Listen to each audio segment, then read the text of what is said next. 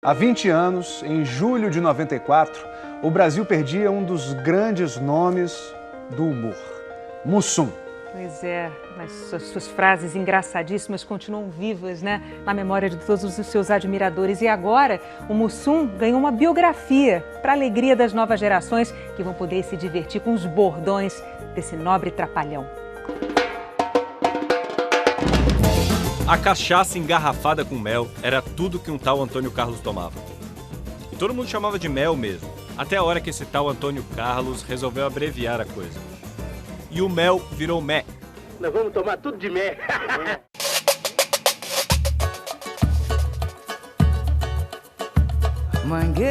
Toda sexta-feira, no começo da noite, ele chegava aqui no Buraco Quente para um começo de plantão que às vezes durava o final de semana inteiro. E assim, de bar em bar, de copo em copo, que ele construiu um personagem de si mesmo.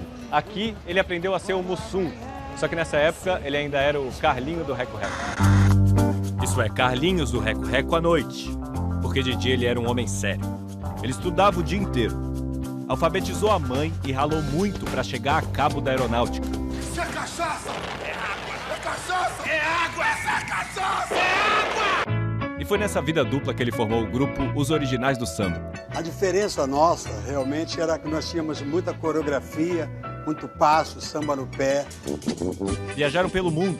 Ficamos 6 meses no México. Eu comecei a fazer Carmen Miranda ali, em 64, e o Mussum, os Originais do Samba, estavam ali me escorando, me ajudando. Antônio Carlos era boa praça, estava sempre rodeado de amigos. E foi nos palcos que ele conheceu Elza Soares e com ela o Mané Garrincha. Eu tinha medo quando eles se juntavam, que você nem acredita. Por quê? Porque os dois gostavam de copo, né? Os Originais do Samba ficaram famosos. E um dia eles foram convidados para uma participação num programa de TV com um grande hotel. Mas o Antônio Carlos estava com medo de aparecer. Ele ficava escondido ali, entendeu? Entre os 5 ali, tal, e deixava sempre para que não descobrissem que ele tinha virado sambista. E foi tentando se esconder que ele ganhou o apelido que o tornou famoso. O Otelo tinha um diálogo com ele, de repente, entendeu? Ele improvisou. Olhou para ele, ô Mussum!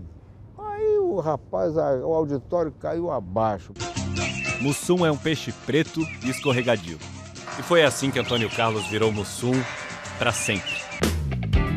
A primeira vez que o Mussum apareceu sozinho, sem os Originais do Samba, num programa de humor, foi nos primórdios da escolinha do professor Raimundo, do Chico Anísio, que ele visitou anos depois. Mas esse aqui eu reconheço. Esse é o Mussum? Esse senhor. Mussum já foi meu aluno?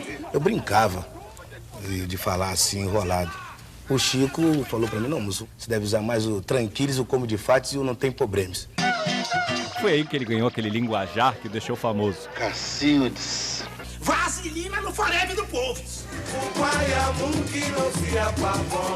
Mesmo com um padrinho desses, ele não queria saber de ser comediante na TV. O negócio dele era samba. O Mussum, que era o nosso humorista, né? Primeiro apito do trem.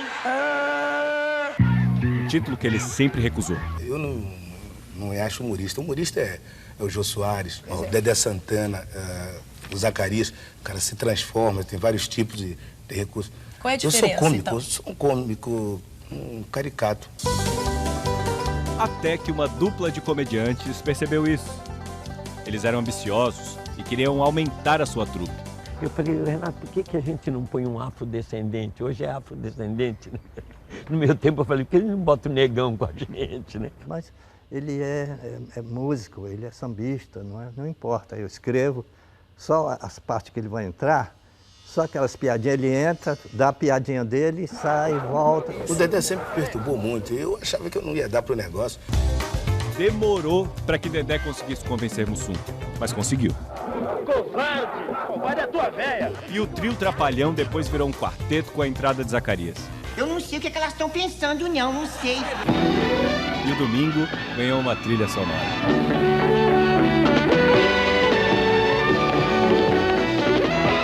E os Trapalhões, na verdade, era a cara do Brasil, porque tinha aquele nordestino, era o Didi, tinha o Dedé, que era o galã da periferia, E tinha aquele menininho que não cresceu, que era o Zacarias. E tinha o Mussum, que era o malandro do morro. Aquele cara que bebia e não dava mau exemplo. Nos anos 70, 80 ou 90, eles faziam as mesmas piadas e era engraçado. A gente vê agora, 20 anos depois, continua engraçado. Ele era caras e bocas. Eu tô tranquilo aqui, rapaz. Que isso? E alvo de piadas por causa da sua cor. Você é faixa preta? Que faixa? Sou preto inteiros, compadre, inteiros. É um palhaço voando. Vai até a véia, crioulo. Era racista as piadas que se faziam com o Mussum? Ninguém entendia isso como racismo. Ninguém. Era uma brincadeira, era uma caricatura. O personagem que ele fazia na TV era parecido com quem ele era? Na verdade, ele fazia com bastante simplicidade. O Mussum era o cachaceiro. O Antônio Carlos, ele bebia normalmente. Eu pratico o trocopismo socialmente. Era caseiro, ele só era assim meio preocupada com as crianças em sentido de estudo, né? Que ele era meio rígido. Ficou difícil para conciliar televisão, filme, música, e ele acabou expulso dos originais do samba. Aí o Mussum teve que optar. Ele optou pelos Trapalhões. E anos depois, o sucesso dos Trapalhões também acabou levando o grupo à separação. Eu não gosto de falar nesse assunto, porque foi um ano muito difícil para nós quatro. Não foi entre nós a confusão, foi de empresa para empresa. Aí resolvemos fazer um filme, ele ia fazer outro e tal. Eles voltaram 9 meses depois, mas nunca mais foram os mesmos. E Antônio Carlos era um homem diferente daquele do começo dessa história. Ele ouvia jazz, fumava charutos importados e bebia uísque. Em 94 vieram os problemas de saúde. Ele chegou a passar por um transplante de coração, mas não resistiu. O homem que deu alegria a milhões de crianças deixa o Brasil um pouco mais triste. Mas esse não foi o fim de Mussum. As piadas curtas e os maneirismos da fala se multiplicam pela internet. 20 anos depois da morte, o Trapalhão biografado segue presente. Mussum ainda está entre nós.